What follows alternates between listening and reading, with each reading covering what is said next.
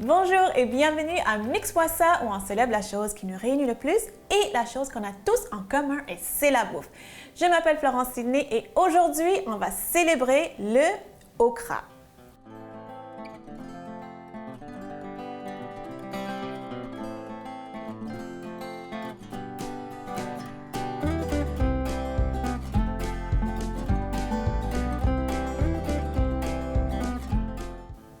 Donc, c'est ça, c'est quoi le okra? Si vous m'avez déjà suivi, j'ai déjà fait un épisode sur le okra, mais je vais vous montrer encore pourquoi.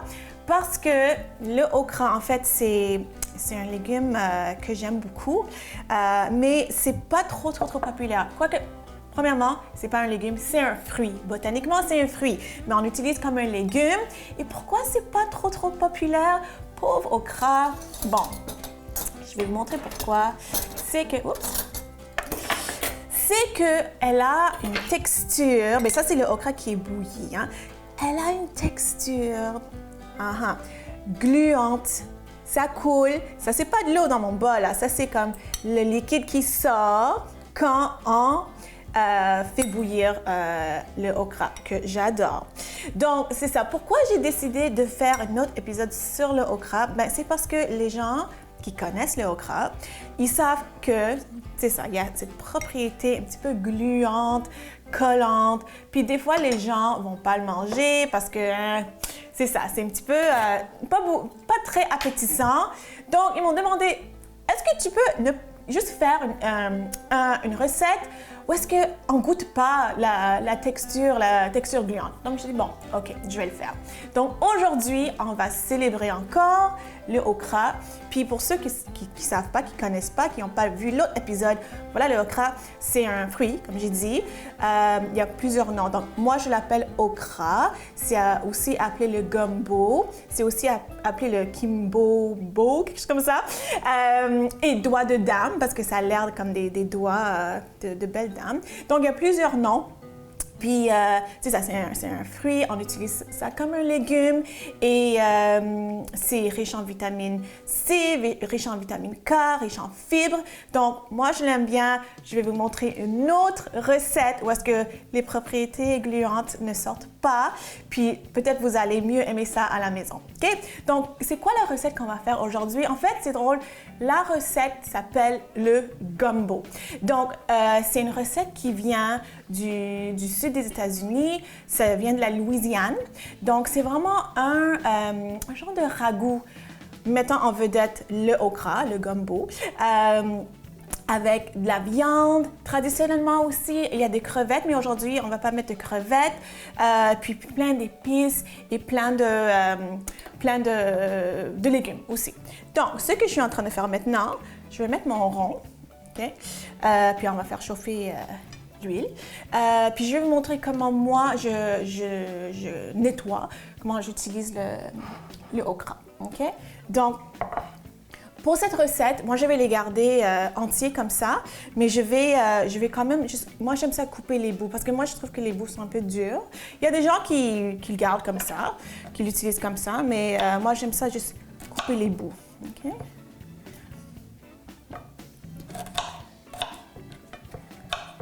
Puis comme je dis, moi j'adore la texture gluante, collante, coulante du okra, mais c'est pas tout le monde qui aime ça. Puis la vérité, c'est que le okra, il n'y a pas un goût vraiment fort, c'est assez doux. C'est ça, il n'y a pas un goût, une saveur vraiment prononcée, mais c'est vraiment malheureusement la texture qui fait que les gens sont comme je ne sais pas si je vais l'essayer. Mais il faut le faire. Okay? Je sais aussi, dans le sud des États-Unis, ils vont faire le okra frit. Puis aussi, quand on fait la friture, ça enlève la texture un petit peu collante, gluante. Les gens aiment ça aussi. Apparemment aussi, quand on fait cuire avec quelque chose d'acide, comme du citron ou dans une sauce tomate, apparemment aussi, ça enlève le collant et le gluant. On va utiliser la tomate aujourd'hui, donc peut-être c'est pour ça que ça aide. Mais c'est ça. Moi, je vous suggère, si vous êtes aventurier dans la cuisine, juste achetez le okra comme ça, puis faites-le bouillir, puis juste essayez.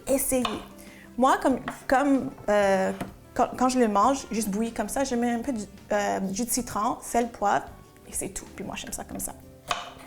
OK, donc moi, je suis juste en train d'enlever les bouts.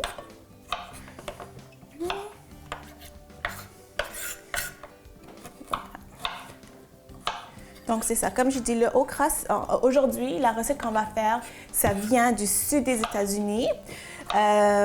C'est ça, il y a beaucoup d'influences françaises, créoles aussi.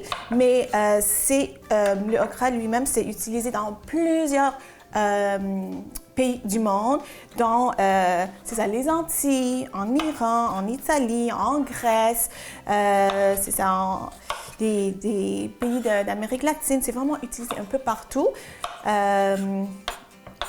Donc, c'est un petit fruit assez international. Hein? Okay.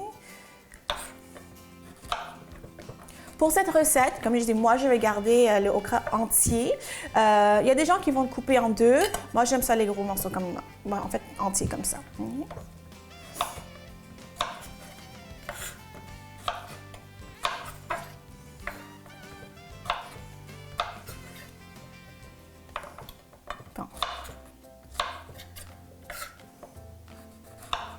Donc, c'est ça. Ce que je vais faire, je vais continuer à juste couper les petits bouts. Puis quand on revient après la pause, on va vraiment commencer à faire ce gumbo qui vient de la Louisiane, mettant en vedette le okra. À tout de suite.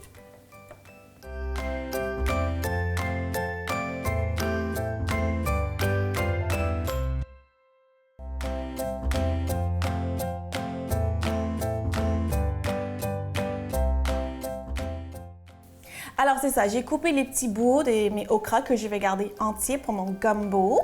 Donc, là, on va préparer ce gumbo-là. Donc, c'est quoi un gumbo? Pour ceux qui ne connaissent pas, c'est, comme j'ai dit, un ragoût avec beaucoup d'épices, avec la viande. Souvent, il y a la crevette. Et qu'est-ce qui fait la sauce? C'est vraiment le okra et les tomates qu'on va rajouter après. Donc, j'ai juste testé mon huile. C'est bon. Donc, ce qu'on va faire, on va préparer les légumes. Mais pendant que je suis en train de couper les légumes, on va juste faire dorer, comme brunir, les viandes. Donc, aujourd'hui, je vais utiliser du poulet, j'ai des pilons de poulet. Moi, j'aime ça des coupes avec l'os parce que je trouve qu'il y a plus de goût. Donc, j'ai des pilons de poulet. Je garde la peau parce que c'est beaucoup de saveur. C'est ça. Je vais mettre ça ici. Voilà. Good. OK? Donc, je mets des pilons d'abord. Voilà, comme ça. Je vais laisser dorer un petit peu. Puis, les deux sortes de saucisses que j'ai aujourd'hui, c'est la saucisse italienne douce et des merguez. J'ai décidé d'utiliser deux sortes de saucisses juste pour vraiment avoir un mélange d'épices, de goût. Ça rajoute plus de saveur à notre gumbo. Vous pouvez utiliser la saucisse que vous voulez, saucisse italienne, même si vous voulez quelque chose de moins fort, comme même une saucisse de Toulouse, pourquoi pas. Okay? Mais moi, j'aime ça assez relevé. Donc, c'est ça, j'ai utilisé deux sortes de saucisses. Donc, j'ai mis les pilons d'abord parce que ça prend plus de temps pour les faire brunir. Je vais mettre ça après, mettre ça de côté. Voilà, comme ça. Donc, c'est ça, les légumes qu'on va préparer. Donc, comme j'ai dit, cette recette, le gumbo, ça vient de la Louisiane. Puis, il y a des influences créoles et françaises. Et c'est quoi que j'ai devant moi? Comment ça s'appelle? L'oignon, céleri et un poivron vert dans la cuisine de la Louisiane. Si vous ne connaissez pas, en fait, ça s'appelle la Trinité sacrée. Donc, vous allez voir dans des livres de recettes qui viennent de la Louisiane, Holy Trinity, donc ça veut dire la Trinité sacrée. Juste, parfait. Donc, ça, c'est vraiment la base de leur cuisine. Tout comme dans la cuisine française, on a un mirepoix, donc oignons, céleri et carottes. Dans la cuisine de la Louisiane, c'est la Trinité sacrée. Donc, c'est céleri, oignon et poivron. OK, donc, poivron vert, il faut que ça soit vert. Donc, je vais commencer à couper notre Trinité sacrée. Et je vais garder un œil sur le poulet. Puis, vu que c'est un ragoût, ça va pas cuire. Je suis pas en train de cuire la viande complètement. Je suis juste en train de les brunir puis comme caraméliser les protéines un petit peu pour avoir vraiment ce goût, tu sais, c'est un petit peu grillé. Puis c'est comme un ragoût, comme je dis. Donc, ça va mijoter dans les épices puis dans les légumes et tout ça. Donc, ça va pas, je suis pas en train de les cuire en ce moment. Okay? Bon.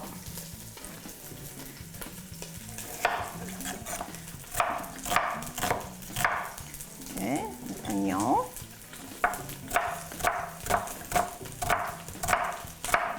Okay. Voilà. Juste regarder vite, hein. Parce que je veux que ça soit comme bruni, mais je ne veux pas les brûler non plus. Hein. Parce que non, c'est même pas assez brun. Donc, je vais continuer. OK.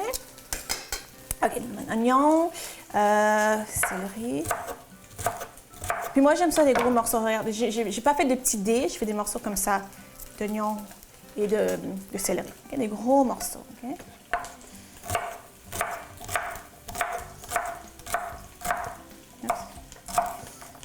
Ça.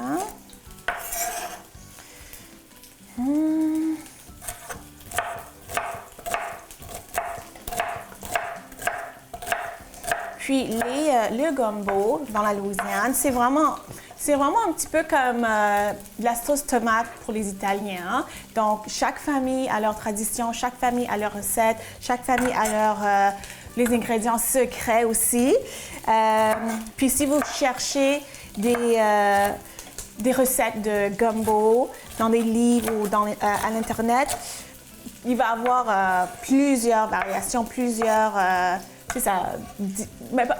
différences. Parce qu'il y a aussi des recettes de gumbo où est-ce qu'ils vont faire un roux, vraiment comme un mélange de beurre et de farine, vraiment pour épaissir la sauce. Aujourd'hui, je ne vais pas le faire, mais il y a des recettes qui utilisent un roux. Aha! Il y a des recettes qui utilisent... il y a des recettes qui utilisent plusieurs sortes de poivrons. Aujourd'hui, j'ai utilisé le vert et le rouge. Donc, c'est ça. Regardez, cherchez, essayez. OK.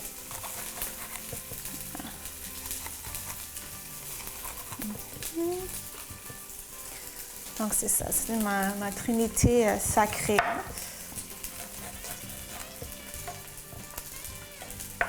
Okay.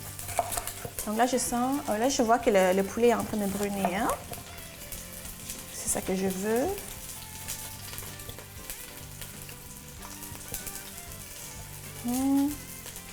Puis après, je vais mettre les saucisses. Okay. Puis tous les légumes, je vais les garder. Moi, j'aime ça en gros morceaux.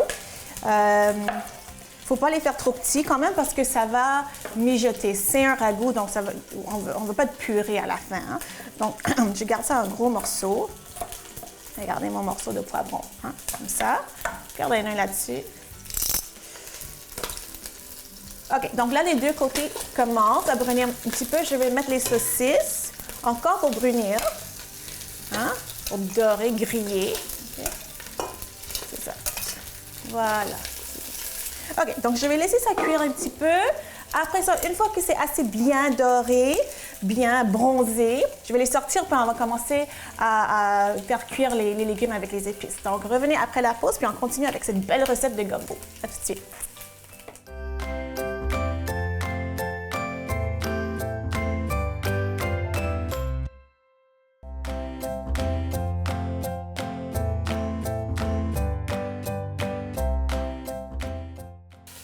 Alors maintenant, je sens la viande.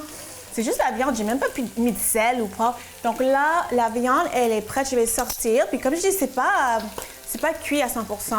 C'est juste doré. La peau est un petit peu croustillante. C'est ça qu'on veut, OK? Donc là, je vais mettre ça sur une assiette.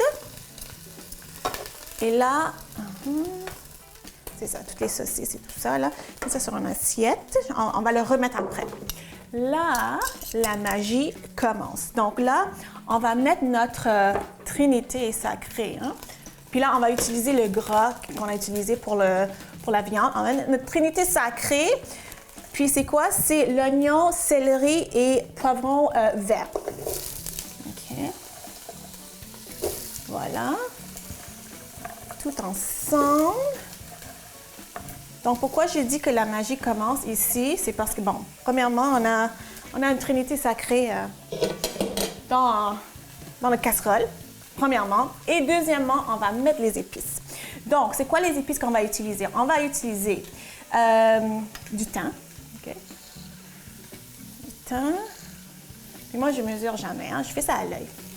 Après ça, moi, je vais mettre 2 feuilles de laurier. OK? Je vais mettre ça c'est le paprika fumé. Okay, voilà.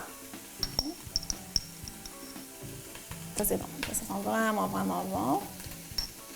Si vous n'avez pas le paprika fumé, faites utiliser le paprika normal. Vous n'allez pas avoir le goût fumé, évidemment. Sinon, faites tricher un petit peu. Puis moi, je l'ai déjà fait. J'ai déjà fait une petite tricherie. J'avais pas de paprika fumé. Donc, j'ai pris le paprika normal et j'ai mis un petit peu de pâte harissa. Ça fait l'affaire. OK? Même si le harissa, il n'y a pas de fumée, le mélange, ça fait, en tout cas, ça fait le même effet. Hein? Donc, moi, je vais mettre aussi l'ail. Je vais mettre l'ail dedans. Okay. L'ail dedans. Voilà. Notre goustaille. Honnêtement, je ne sais pas si l'ail, c'est traditionnel dans un gumbo de la Louisiane, mais moi, j'aime ça l'ail, donc je le mets. Sel. Et poivre. Voilà. OK. Donc, je vais juste mélanger le tout parce que je veux que toute la magie se mélange. Parce qu'on a... Qu'est-ce qu'on a dans cette casserole-là? On a l'huile et le gras de la viande. On a le gras du poulet, des 2 sortes de saucisses. OK? Ça donne vraiment déjà beaucoup de goût. On a notre trinité sacrée, l'oignon, on a le céleri, on a le poivron vert, OK? Et les épices, le thym, le paprika fumé, ça, les feuilles de laurier. Okay? Donc, je vais juste m'assurer, c'est ça que ça se mélange bien. OK? Là, après ça, aujourd'hui, je vais mettre un poivron rouge. Comme je disais, il y a des recettes qu'ils vont juste mettre le poivron vert, mais moi, j'aime ça, avoir plus de couleurs. Pourquoi? Parce que plus il y en a de couleurs, plus qu'on a d'antioxydants dans notre assiette. OK? Donc, voilà, comme ça. OK.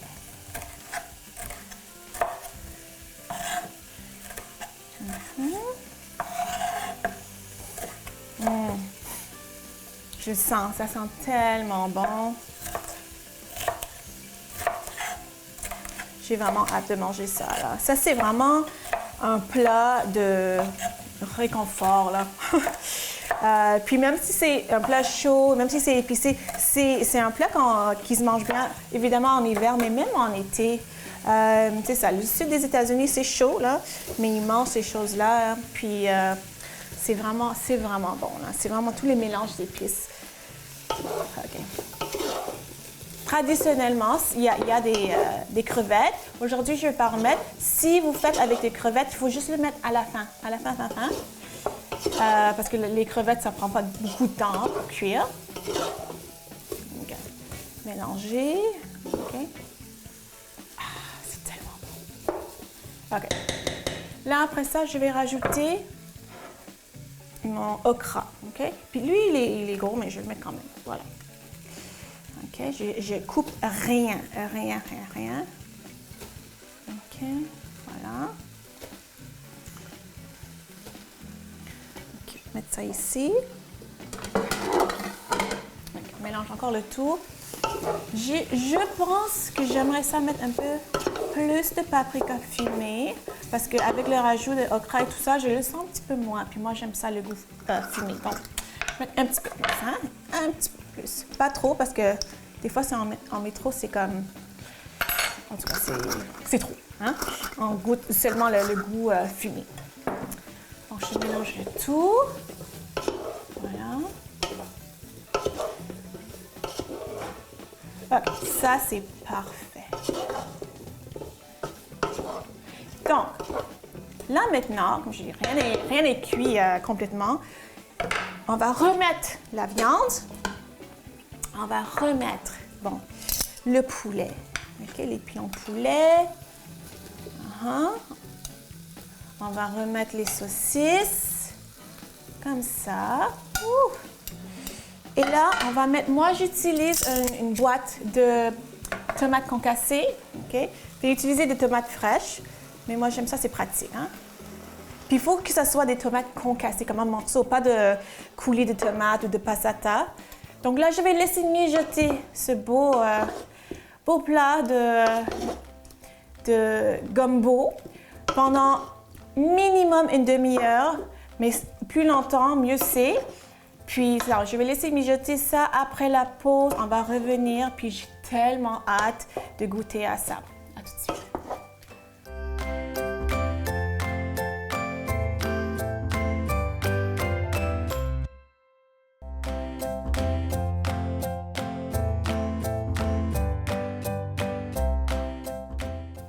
Alors, j'ai laissé mijoter mon gumbo pendant 1 heure pour vraiment que tous les saveurs se mélangent et c'est ça, que ce soit vraiment délicieux, puis pour vraiment enlever le gluant. Donc, comme j'ai dit, hein, notre pauvre okra que personne, en tout cas les gens sont réticents à manger, c'est ça que ça donne quand c'est juste bouilli, juste comme ça. Hein? Donc, je l'ai cuit aujourd'hui dans un ragoût, dans un gumbo avec de la tomate qui est acide. Donc, ça aide à enlever le gluant. Puis, comme on peut voir ici, est-ce qu'on voit un peu de gluant? Non, moi je vois pas. Moi, je vois rien qui coule. Hein? Donc, c'est ça, je vais le goûter. Puis le gumbo, ça se mange sur du riz. Ça se mange avec du riz parce que, comme je dis, c'est vraiment un ragoût. C'est réconfortant. C'est ça. Donc, je vais prendre un peu de tout. Les tomates. Je vais prendre la saucisse.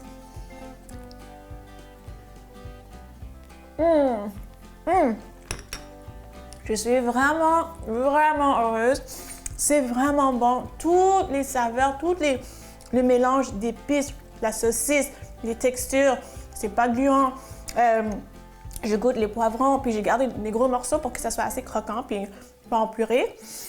C'est vraiment bon. Si vous connaissez pas le okra, il faut le faire. Il faut essayer cette recette à la maison. Vous n'allez pas regretter. J'espère que vous avez aimé ça. J'espère que vous avez appris quelque chose de nouveau sur le okra. Et j'espère surtout que vous allez faire ça à la maison. Si vous voulez me suivre sur les médias sociaux, allez voir florencesidney.com et on se voit la semaine prochaine. Bye!